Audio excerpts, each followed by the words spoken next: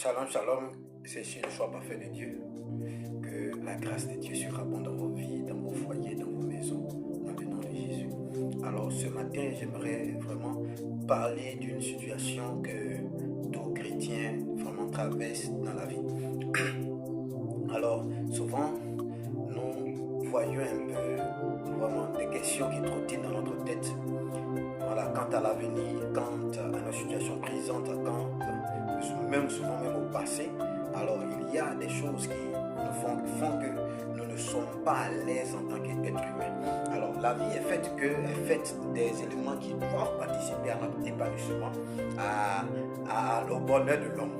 Alors ces choses constituent des besoins pour l'homme tels que le besoin de nourriture, besoin de santé, besoin de logement, besoin de mariage, besoin de protection, besoin d'enfants. Alors quand toutes ces choses qui constituent un besoin vital pour l'homme arrivent vraiment à manquer ou start à se mettre en place dans notre vie, cela commence vraiment, l'homme commence à se poser beaucoup de questions sur son avenir, sur son passé même et sur son présent. Alors toutes ces questions qui trottinent dans les pensées, on appelle ça, la Bible appelle ça souci, la Bible appelle ça l'inquiétude, la crainte du lendemain, c'est la peur. Alléluia. Alors beaucoup d'entre nous en tant que chrétiens, même pas chrétiens, même dans le monde, alors les gens vivent sous des pressions inutiles. Alors ils n'arrivent pas à s'en sortir. Alors si ces choses ne sont pas bien gérées, d'autres ça les envoie même à la mort, ils se suscitent parce qu'ils n'en peuvent plus, ils ne peuvent plus affronter ces réalités-là, ils ne peuvent plus affronter le regard des gens. Si c'est une femme qui depuis arrivée à 30 ans, 40 ans n'arrive pas à se marier, la moquerie des autres, les choses, toutes ces pressions, ces soucis font en sorte que la personne ne peut plus tenir. D'autres se donnent la mort, d'autres voilà aussi, bon, ils tombent dans un peu, on appelle ça la schizophrénie, d'autres sont frappés de folie, tout et tout. Alors, mais pour nous en tant qu'enfants de Dieu, voilà, le Seigneur vraiment a prévu un moyen pour pouvoir, vraiment sinon que des moyens pour pouvoir nous en sortir des soucis, pour ne pas vraiment qu'on s'attaque sur ces choses, pour que on se fasse du mal à nous-mêmes. Alléluia. Alors, le Seigneur Jésus est venu nous montrer vraiment des solutions pour pouvoir affronter. Alors, ce matin, je vais vous donner 3 clés qui vont vous permettre de pouvoir triompher des soucis. Alléluia. Alors, la première des choses, bien aimé, c'est que Jésus est venu nous révéler quelque chose de très important. C'est-à-dire, dire à quelqu'un ton identité. Pourquoi est-ce qu'on s'inquiète du lendemain? Pourquoi est-ce qu'on s'inquiète, bien aimé, des choses qu'on n'a pas? Pourquoi est-ce qu'on commence à se soucier quand l'argent commence à manquer? Pourquoi est-ce qu'on commence à se soucier quand la nourriture, il n'y a pas de nourriture? Pourquoi est-ce qu'on commence à se soucier quand on n'a pas encore des enfants, quand on est marié ou même quand on n'est pas marié? Pourquoi toutes ces choses commencent à peser sur nous? La première des choses, bien aimé, en tant qu'enfant de Dieu, pour ne pas te soucier, tu dois avoir conscience de ton identité. Jésus est venu nous montrer que Dieu, il est notre Père. Bon, de toi à moi, regarde-moi. C'est-à-dire que Jésus, si on suit vraiment l'enseignement de Jésus, on va comprendre beaucoup de choses. Jésus, pour parler des réalités spirituelles, il prenait toujours l'exemple dans le monde, dans notre vécu quotidien. Alors Jésus dit, Dieu est notre Père. Bon, vous et moi, en tant que père, toi tu es un enfant et tu es un papa. Tu es un papa. Bon, lequel de vous, en tant qu'enfant, a déjà payé maison? C'est ton papa qui paye maison. Lequel de vous, en tant qu'enfant, qui a déjà allé au marché, fait le marché, venir préparer en tant qu'enfant? C'est ton papa qui donne l'argent de la nourriture. Lequel de vous qui est venu dans ce monde et puis il a envoyé ses habits depuis l'autre côté? Ou bien depuis le ventre de ta mère, tu as fait déjà un marché dans le ventre de ta mère, puis tu as envoyé sur cette terre tes habits déjà? Non, c'est ton papa qui paye tes habits. Lequel de vous s'est levé quand tu es devenu un peu 1, 2 ans, 3 ans, 4 ans, et que pour aller à l'école, lequel de vous s'est levé et il est parti chercher son argent pour aller se scolariser? Qui? Personne. C'est ton papa qui le fait. Alléluia. Lequel de vous, lorsqu'il est confronté, quelqu'un, c'est-à-dire que quelqu'un dehors, toi tu es un enfant, quelqu'un dehors veut te frapper. Lequel de vous n'a jamais vu son papa venir le défendre? Alors, regardez bien. Jésus dit que Dieu est notre Père. Donc, commence à réfléchir déjà sur le tableau que je t'ai présenté. Jésus est notre Père. Alors, il dit de ne pas nous inquiéter pour notre lendemain, de quoi que ce soit, car notre Père qui est dans les cieux pourvoira à tous nos besoins. Regardez bien, l'enfant d'un président, l'enfant de Ado, prenons Ado, comme c'est dans notre pays, prenons Ado. Un simple homme. Moi, j'ai vu un jour, garde-corps de Messi. Regardez, le Messi est sur le terrain. Il y a un enfant qui est en train de courir pour aller trouver Messi. Regarde son garde-corps courir pour venir attraper l'enfant. Bon, je me dis, si un simple homme comme Messi, c'est-à-dire il est tellement protégé, il n'y a rien qui puisse l'atteindre tant que son garde-corps est là. Si un homme, c'est-à-dire qu'un homme qui est limité dans ces choses, un homme qui a été façonné, fabriqué par Dieu, arrive à avoir de telles aptitudes, de telles capacités pour pouvoir protéger un homme, son semblable. Bon, imaginez Dieu qui est notre Père à nous, comment il ne va pas nous protéger lorsque nous sommes devant l'adversité? Comment cet homme-là ne va pas nous donner de la nourriture? Pendant que lui-même il dit que les oiseaux, les moustiques, tous les animaux des forêts, ils n'ont pas de sang, ils ne s'aiment pas. Il n'ai jamais vu un chien aller nettoyer quelque part, planter maïs. Je n'ai jamais vu un corbeau aller planter quelque chose là-bas. Non, mais il dit qu'il leur donne la nourriture tous les jours que Dieu fait, quand il gagne. Alors, ne donnera-t-il pas aussi à nous qui nous sommes ces créatures? Ça c'est des uns. Parce qu'il y a ce qu'on appelle la grâce générale. Tu vois, que tu pries, que tu es chrétien, que tu es musulman, que tu es bouddhiste, que tu es satanique, que tu es... Peu importe, en tant que créature de Dieu, il y a déjà une ration qui est déjà là pour toi en tant qu'homme. Ça c'est clair. Que tu sais où tu sais, forcément tu vas manger. Forcément tu vas t'habiller. Forcément en tout cas, tu vas avoir le minimum. Le minimum. Donc, à plus forte raison, ceux qui ont fait alliance avec Dieu, ceux qui ont accepté Jésus comme leur Seigneur et Sauveur personnel, ne prendra-t-il pas soin de nous? Il dit, si vous, en tant qu'homme, vous êtes mauvais, votre cœur est mauvais, mais quand ton enfant vient demander du poisson, tu ne vas pas sortir un second pour lui donner. Non, tu lui donnes de bonnes choses parce que soit c'est quelque chose, quelqu'un qui c'est une partie de toi, il est sorti de toi, c'est ta semence, c'est ta personnalité qui est en lui, tu te reconnais en lui, alors tu as le devoir, le droit de pouvoir lui donner ce qui est meilleur. Donc imagine, nous qui sommes sortis de Dieu, ne prendra-t-il pas soin de nous? Alors le problème avec nous les chrétiens, c'est parce qu'on n'est pas conscient de notre éternité. On n'est pas conscient. On n'est pas conscient que nous avons un Père. Et le Père n'est pas un président, un simple président, un simple homme. Mais il est le créateur de toutes choses sur cette terre, y compris même le président qui a toute une armée autour de lui. Tu vois, le président, les sociétés envoient des sacs de riz, des temps, on approvisionne sa maison sans même qu'il paye quelque chose. À plus fort raison, celui qui a pour Père Dieu ne l'abandonne pas. Mais le problème, c'est qu'on n'est pas conscient de notre identité.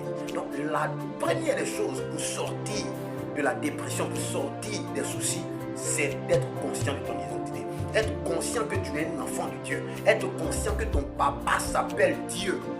Alors, quand tu es enfant de Kouakou, sur ton extrait de naissance, il est marqué quoi?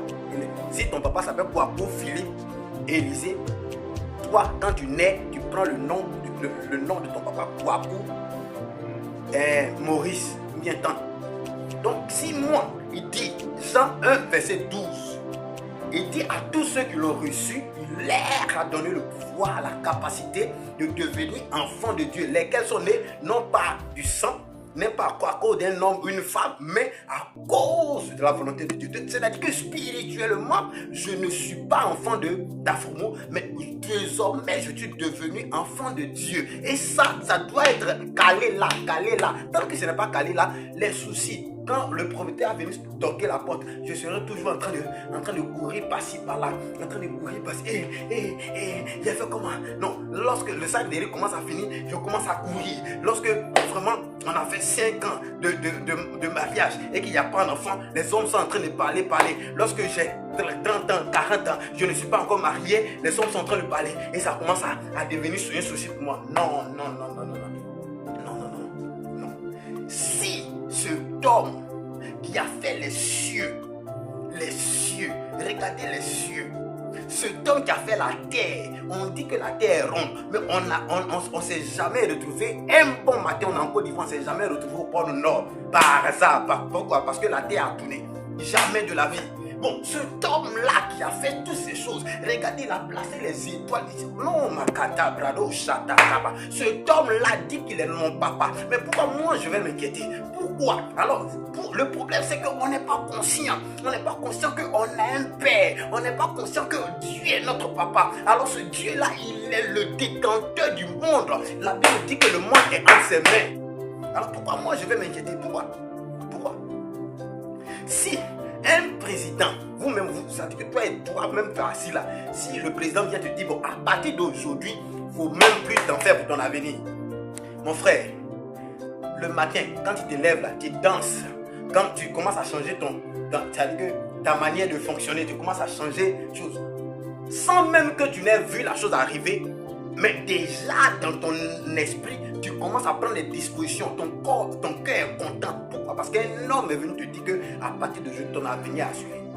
Bon, et cet homme-là, un homme qui a la capacité de changer de bouche, mais on dit que Dieu, lui, il est le plus fidèle. Quand il dit quelque chose, il dit de ne pas m'inquiéter. Il dit que lui, il prendra soin de moi. Il dit tout ce que j'ai besoin de demander, il va me donner. Alors pourquoi moi je vais m'inquiéter? J'ai un père. Il y a quelqu'un à côté de toi, tu as un père. Il faut que ça rentre. Il faut que ça rentre là.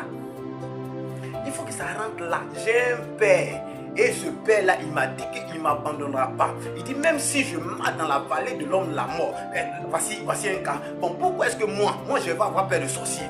Bon, cet homme qui a créé ce sorcier, il dit que désormais il est mon père. De toi et moi, quand toi, ton enfant a un palabre au dehors là-bas, et puis on vient t'informer que ton enfant tirait les bras croisés, jamais de la vie. Tu vas défendre ton enfant, même quand il n'a pas raison, tu vois, ils sont en train de le frapper, tu viens arracher ton enfant d'abord, avant de demander explication. Tu ne laisses pas, ils vont tuer ton enfant avant de demander. Non. Bon, si toi, homme ou homme, c'est Dieu qui a mis ce cœur en toi, tu réagis comme ça. Et Dieu qui dit que lui, il est ton papa, ah bon, il va voir Satan venir te cribler et puis croiser ses bras pour te regarder. Regarde, même quand Satan avait le doigt sur Pierre, Jésus est venu dire à Pierre, il dit, Satan vous a réclamé, mais quoi? J'ai prié pour vous. C'est-à-dire qu'il a établi une balise autour d'eux pour ne pas que le diable puisse les emporter. Tu vois, même quand le diable avait raison d'eux, même quand le diable avait un droit légal sur leur vie, Jésus a fait en sorte que le diable ne puisse pas les emporter. Voici un gars comme Job. La Bible dit que Job a été dans le scanner du diable. Mais en aucun cas, Dieu l'a abandonné dans la mort. Jamais. Jamais de la vie. C'est pourquoi il dit si une mère qui a ressenti les douleurs de l'enfantement, c'est-à-dire que l'enfant a dormi dans ton ventre pendant 9 mois, il t'a donné des coups de pied, il a étiré ton ventre, ton truc. Vous connaissez le truc des femmes, ça fait élargi à combien de degrés? L'enfant est sorti. Malgré ça, ton enfant, tu l'abandonnes. Lui, Dieu dit, il ne peut jamais abandonner son enfant. Jamais de la vie. Même si tu es dans le péché, il te le dit. Même si tu es dans le péché. Le problème, pourquoi vous vous éloignez de Dieu quand vous êtes dans le péché? Parce que vous n'êtes pas conscient de l'identité que vous avez. Non. Au contraire, quand tu as... Si je suis dans le péché, j'ai plus besoin de mon papa. Si je suis dans la bonne voie, j'ai plus besoin encore de mon papa. Alors, quand tu es dans le péché, ce n'est pas la peine de pouvoir repousser en arrière, dire que Dieu ne t'aime plus. Non, Dieu t'aime tel que tu es. Alléluia. C'est ton papa. Ton papa n'abandonne pas. Ça, le chrétien doit être conscient de ça. Je suis enfant de Dieu. Je suis enfant de Dieu. Je suis un enfant de Dieu. Et regardez, à cause de ton papa, tu prends, c'est-à-dire quand tu viens au monde, tu prends la nationalité de ton papa, sans même faire un effort, tu n'as pas demandé.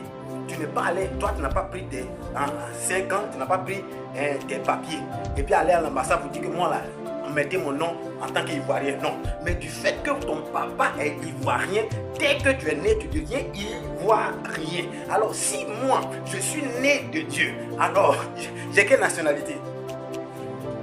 Donc, je te pose la question, j'ai quelle nationalité? Je suis. Donc, moi, à partir d'aujourd'hui, du fait que j'ai accepté Jésus, je change de nationalité, je ne suis plus ivoirien, mais je deviens céleste. Dis à quelqu'un que tu es ton identité, ta nationalité, maintenant tu es céleste. Alors, tout ce qui concerne le ciel, c'est ce qui doit t'accompagner. Alors il dit que, est-ce qu'il y a les anges sur la terre? Non, les anges ne sont pas sur la terre, les anges sont dans les cieux. Maintenant, ce qui doit t'accompagner en tant que l'armée céleste doit t'accompagner. Quand tu marches quelque part, tout ce qui doit t'assister, c'est le ciel qui doit t'assister. Tu dois être conscient de ça. Tant que tu n'es pas conscient de ça, là, Satan va te blaguer. Il va te dire que non, tu vois, ton pied qui te fait mal, là, c'est Satan qui est là. Il est en train de, il va te tuer. Non, Satan, même s'il boit, d'après quelqu'un, même si on dit que Satan est sorcier, Satan sait, moi je sais que moi où je suis là aujourd'hui, là, Satan, il ne peut rien créer, il ne peut rien faire, même si je suis dans le péché, parce que je connais mon papa, je sais comment incliner le cœur de mon papa pour qu'il me pardonne. Alors, quelqu'un ne peut pas venir me distraire aujourd'hui que tu es dans le péché, Dieu va te vomir, Dieu va te... Non, non, non. Je connais trop mon papa. Je connais mon papa, je suis conscient de l'identité, de mon identité d'enfant de Dieu. Alléluia. Donc le problème c'est ça, on n'est pas conscient. On n'est pas conscient qu'on est enfant de Dieu. C'est pourquoi on s'inquiète du lendemain. On s'inquiète pour de la nourriture qu'on va manger tout de suite et puis aller dans le secret. On n'est pas conscient que Dieu, qui est le médecin par excellence, peut guérir toutes sortes de maladies. On n'est pas conscient. Et même quand tu dis à quelqu'un que c'est pas normal que ton corps tombe malade, il ne trouve pas normal. Non, il y a d'autres même qui payent toute une pharmacie pour garder. Ils sont chrétiens, pasteurs. Ils payent des pharmacies pour garder à la maison. Pourquoi? Parce qu'on ne sait jamais mon corps. C'est-à-dire que j'ai tombé malade. On ne sait jamais. On a un mois dans peut-être chose, j'ai tombé malade. Où mes enfants ont tombé malades. Donc, il ne peut pas concevoir que dans sa tête que la guérison divine peut l'assister jusqu'à la fin de ses jours. Il ne peut pas concevoir ça. Il ne peut pas concevoir. Tu vois? Et c'est pourquoi quand souvent le diable fait l'erreur de passer sur toi par la maladie, et on est là, on se couche, on va prendre le temps, on va, je vais mourir, je vais mourir. Jamais de la vie. J'ai un père qui prend soin de moi, il a dit, c'est pas un homme, non, c'est pas un homme. La Bible dit que ce n'est pas un homme pour mentir, ni le fils de l'homme pour se repentir. Non, quand Dieu dit quelque chose, il est tellement sérieux. Pourquoi? Parce qu'il tient à sa réputation. Non, Dieu n'est pas un aventurier. Non, quand Dieu dit quelque chose, ça engage sa personnalité. Alors quand il a dit, il est tellement sérieux et il a mis sa puissance dans sa parole. Alors sa parole va avec vitesse et va s'accomplir certainement dans ta vie. Mais le problème, c'est que toi, tu n'es pas conscient de ton identité. Tu n'es pas conscient. Tu n'es pas conscient de ton identité. Tu es un enfant de Dieu. Tu es un enfant de Dieu. Cesse de fonctionner comme un être humain, comme enfant de Guadeau, enfant de Cotonou, enfant de Traoré. Non, tu n'es plus enfant de Traoré. C'est vrai, physiquement, tu es sur cette terre, mais spirituellement, tu as un père qui s'appelle Jésus. Il y a un père qui s'appelle Jésus. Il ne t'abandonnera jamais de la vie. Alléluia. Alléluia. Alléluia. Alors, donc, il faut être conscient. Conscient que Jésus est là pour toi. Conscient que on a un père qui cherche toujours à donner le meilleur. Conscient que, voilà, on a quelqu'un qui est toujours prêt à donner sa poitrine pour nous. La preuve dit en Apocalypse que il s'appelle le fidèle ami. Alléluia. La deuxième des choses que je voudrais vraiment partager avec toi, c'est le nom de Jésus. Le nom de Jésus pour sortir vraiment des situations, de sortir des soucis, de sortir bien-aimé, des situations compliquées. Le nom de Jésus. La Bible dit en Actes 4, verset 12, qu'il n'y a aucun autre nom qui nous a été donné dans le ciel, sur la terre, sous la terre, puis dans l'univers par lequel nous pouvons avoir le salut. Alors quand on parle du salut, le salut fait allusion à quoi? C'est vrai, c'est le salut de notre âme pour aller dans l'éternité, mais le salut signifie quoi de façon pratique, de façon terre à terre? Le salut. Le salut dans le commerce, le salut dans notre santé, le salut dans tout ce que nous faisons. Alléluia. Alors, pour pouvoir triompher, pour pouvoir, bien aimé, être au-dessus, c'est le nom de Jésus qu'on va appliquer sur tout. Pourquoi? Parce que la Bible dit que c'est le nom qui est au-dessus de ton nom. Alors, quel est le nom qui fait en sorte que tu penses tous les jours? Quel est le nom qui fait en sorte que, bien aimé, tu es tout le temps troublé? Quel est le nom qui fait en sorte que tu n'arrives pas à dormir? Quel est le nom qui fait que, bien aimé, tu es tout le temps en train de courir derrière les hommes? Quel est le nom qui fait que, bien aimé, tu ne peux pas t'asseoir et tu es tout le temps sur les marabouts, les féticheurs? Quel est le nom pendant que tu dis que tu es chrétien? Quel est le nom? Montre-moi ce nom. Le seul, l'unique nom s'appelle Jésus de Nazareth. Jésus de Nazareth. Ah, la Bible dit que c'est lui la seule solution qui a été proposée pour pouvoir sortir des ténèbres, pour pouvoir sortir quelqu'un des ténèbres, pour l'emmener à la lumière, pour le sortir, bien aimé, du monde, pour l'envoyer dans son royaume. C'est le nom Jésus. Alors, peu importe la situation, bien aimé, qui est au devant de toi, peu importe la difficulté, peu importe, bien aimé, l'état de ton environnement, tu as la capacité de le changer, tu as la capacité de l'influencer par le nom de Jésus. Par le nom de Jésus. Par le nom de Jésus. Alors si c'est la stérilité, qui a à la stérilité, tu n'as plus le droit de me fatiguer. Non, parce que j'ai trouvé le médicament de la stérilité, s'appelle Jésus de Nazareth. Jésus de Nazareth dit, la stérile enfantera 7 fois. Il dit, en son nom nous allons chasser les démons. La dobrado shatakati. Il est marantova. Jésus, le nom de Jésus est comme un comprimé. Est comme un comprimé pour les maux de notre vie. Alors quel est le mot? C'est les mots qui te minent. Quel est le mal qui est en train de te gringuer et qui fait en sorte que tu es tout le temps anxieux, soucieux? J'ai un médicament pour toi. Le nom de Jésus. Le nom de Jésus. Le nom de Jésus transporte la puissance de Dieu. Le nom de Jésus transporte sa personnalité. Regardez, quand je dis à quelqu'un, va à Yamé, ou bien quelqu'un vient dire, ah, le pasteur dit d'aller faire ça. Le gars n'a pas vu le pasteur lui dire, mais pourquoi il obéit? Pourquoi? Parce que mon nom, ma parole, transporte ma personnalité. Alors quand il est venu dire au monsieur que le pasteur dit, je n'étais pas là, mais ma parole a suffi pour qu'il puisse croire et puisse obéir. Pourquoi? Parce que la parole d'un homme transporte la personnalité de la personne. Alors la Bible dit qu'un homme avait son serviteur malade. Il est venu croiser Jésus. Les anciens de la synagogue sont venus croiser Jésus d'aller guérir son serviteur. Alors le gars, étant conscient du nom de Jésus, étant conscient de la parole de Jésus, il sait que la parole transporte la personnalité, la puissance de la personne. Il dit à Jésus de ne prendre pas la peine de te déplacer. Parce que moi-même, je suis un militaire, je suis un gradé. Quand je dis à quelqu'un, va, fais ci, c'est-à-dire qu'à ma parole seule, il y a tout un mouvement. À ma parole seule, toute une armée se déploie. Alors, si toi qui es le Dieu, si toi qui es le Créateur, tu n'as même pas besoin de te déplacer pour te rendre chez moi à la maison. Simplement dis un mot. Toute l'armée du ciel, toute la terre va s'exécuter. Jésus a réalisé non. Même en Israël, je n'ai pas trouvé une si grande foi. Il y a tout qui brasota. Il a connu l'importance du nom de Jésus au travers de sa parole. Alors Jésus dit, va, ton serviteur est guéri. Alors je suis en train de dire à quelqu'un, peu importe ta situation, à cause du nom de Jésus que je suis en train de déclarer dans ta vie ce soir, la situation change au nom de Jésus. Peu importe ta pauvreté, le nom de Jésus transporte la richesse. Je suis en train de déclarer la richesse dans ta vie au nom de Jésus.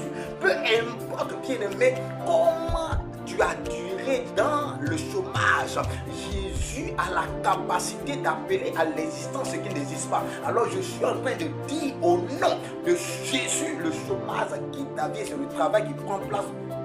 Tu ne m'as pas dit amen. Tu ne m'as pas dit amen.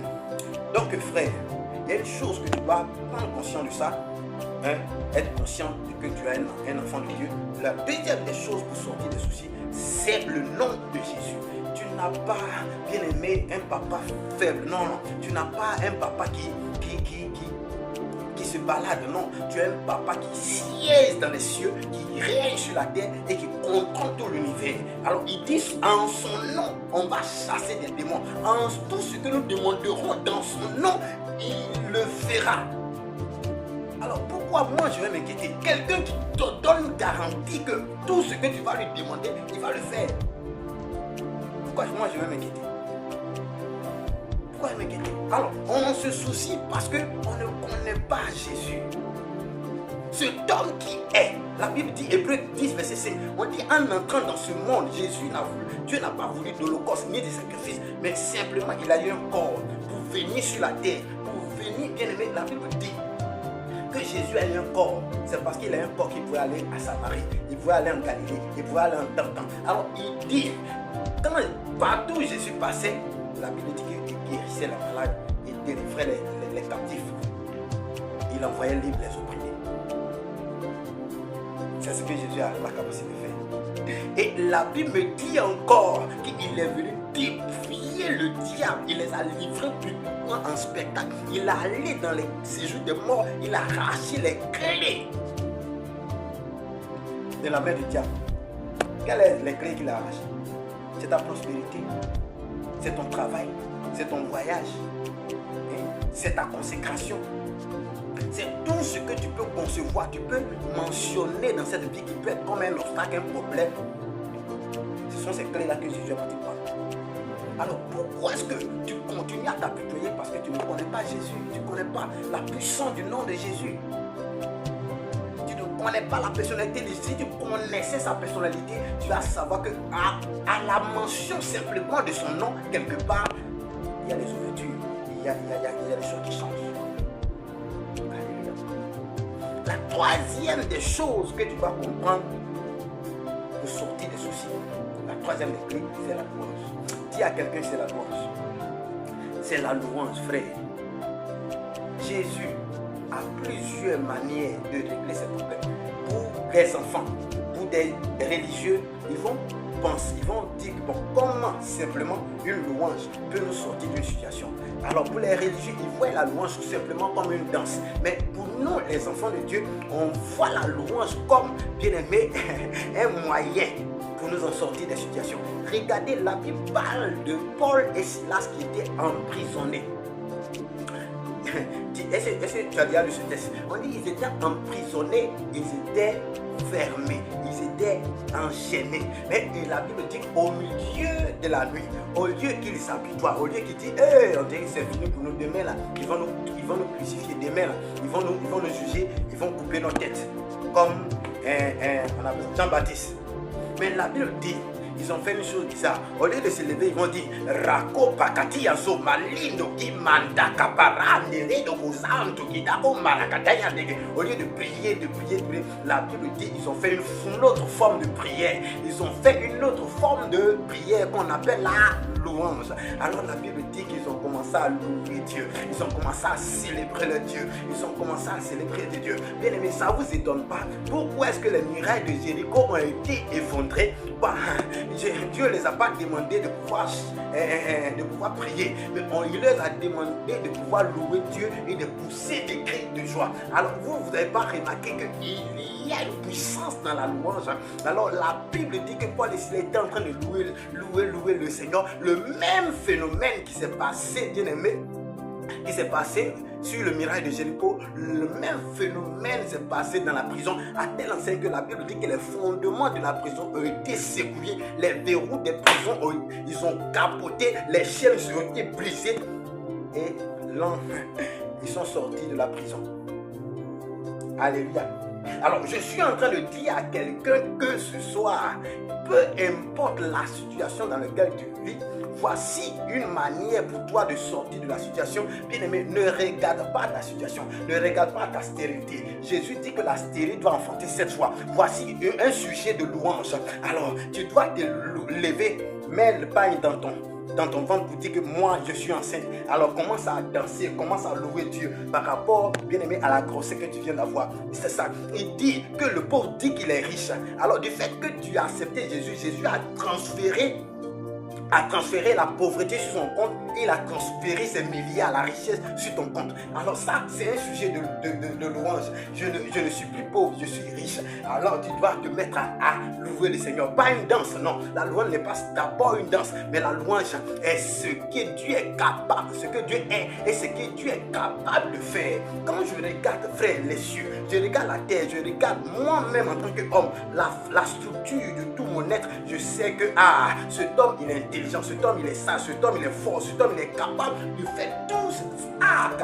Alors ce n'est pas ma petite situation que ça va changer. Alors quand il dit que le pauvre dit qu'il est riche, je commence à danser parce que je ne suis pas pauvre. Quand il dit que la série va enfanter 7 fois, alors je suis en train d'attendre de 7 enfants. Oh Sakabara. Quand il dit les gens, ils viendront contre nous par un seul mais ils vont s'enfuir par 7 au chemin. À cause de quoi? À cause du tonnerre de sa voix. Quand l'ennemi va s'intéresser contre nous, il va donner dans les cieux. Ils vont se disperser, prendre leurs jambes à leur cou. Quand il dit que celui qui est en nous est plus fort que celui qui est dans le monde. Alors pourquoi moi je vais avoir peur lorsque les gens marchent sur mon toit? Pourquoi je vais avoir peur lorsque je commence à avoir des cafards dans ma maison? Non, je n'ai pas peur. Simplement, je commence à activer la louange. Ils vont commencer à prendre les jambes à leur cou. Ils disent que non, ici il y a une atmosphère qui ne nous sied pas. Ici il y a une atmosphère qui fait en sorte que notre système ne peut pas fonctionner. C'est ça, la louange. Alléluia. Donc on récapitule, frère. La première des choses, c'est d'être conscient de ton identité. La deuxième des choses, c'est le nom de Jésus. Et la troisième des choses, bien aimé, c'est la louange. Quelqu'un qui est dans une attitude de louange permanemment ne peut pas être inquiet, ne peut pas être anxieux, ne peut pas, bien aimé, avoir la schizophrénie. Jamais de la vie. Jamais. La louange, c'est la conscience. C'est être conscient de qui tu es, de ce qu'il est capable de faire et de le démontrer. Que Dieu vous bénisse. Que sa grâce, sa faveur soit sur nos vies. Dans le nom de Jésus-Christ. Je prie pour quelqu'un ce matin. Mon Père, toi qui es le Dieu qui passe par des hommes pour pouvoir trouver solution aux problèmes des hommes. Alors ce matin, tu as choisi ce canal pour pouvoir, Seigneur, instruire quelqu'un, pour pouvoir interpeller quelqu'un, pour enlever un point d'ombre dans les pensées de quelqu'un. Alors comme je sais que, Seigneur, ta puissance accompagne, Seigneur, la parole qui est prêchée. Alors, la parole qui a été prêchée, c'est, Seigneur, d'enlever quelqu'un dans les soucis. Adonai l'a envoyé cet esprit dans une attitude de paix. Alors je prie que cette personne qui était dans le tourment, cette personne qui était anxieuse, cette personne qui était troublée, Père, quant à son lendemain, je prie, Seigneur, à cet instant, qu'il y ait une illumination dans son esprit, afin qu'il comprenne que désormais, il ne marche plus seul, désormais, il n'est plus un orphelin, mais il est un Père dans les cieux. Qu'il soit conscient de son identité d'enfant de Dieu, qu'il soit conscient de toi, le Père de toute grâce, le Père qui a la capacité de faire tout ce que tu as envie de faire. Aucun homme ne t'a donné conseil pour pouvoir créer les cieux, aucun homme ne t'a donné conseil pour pouvoir créer la terre, aucun homme ne t'a donné conseil pour créer l'organisme de l'homme. Quand je bois, Adonai, quand je bois l'eau dans ma bouche, je vois que ça ne sort pas quelque part, parce qu'il n'y a pas malgré les taux qui sont sur nous, ça ne sort pas. C'est-à-dire que tu as mis un mécanisme en nous pour pouvoir réguler toutes ces choses. Quel est cet homme qui a la capacité de faire ça? Alors, si un homme comme ça, si quelqu'un fait ce genre de choses, pourquoi ne pas croire que trouver une femme je n'ai pas trouvé une femme, je n'ai pas me marié. Pourquoi ne pas croire que j'aurai aussi des voitures, j'aurai une belle maison? Pourquoi ne pas croire que moi, ma situation, aucun sorcier ne peut me bloquer? Pourquoi ne pas croire qu'il prendra ma défense? Pourquoi? Il est capable de faire. Alors je prie que quelqu'un soit conscient de ça. La deuxième des choses, aussi, Saint-Esprit, permet-leur de te connaître. Parce que la Bible dit, toute cette vie chrétienne que nous sommes en train de faire, en réalité, la finalité, c'est de te connaître, toi, Père de toute grâce. Alors, permets-leur de te connaître la puissance cachée dans le nom de Jésus. Et donne-leur, Saint-Esprit de Dieu, d'avoir une attitude de louange chaque instant, tous les jours, pour que ton nom seul soit honoré. Parce que quand ils feront cela, ils verront l'agissement de notre Dieu. Alors ils seront dans une attitude de grâce, de reconnaissance tous les jours. Dans le nom de Jésus-Christ.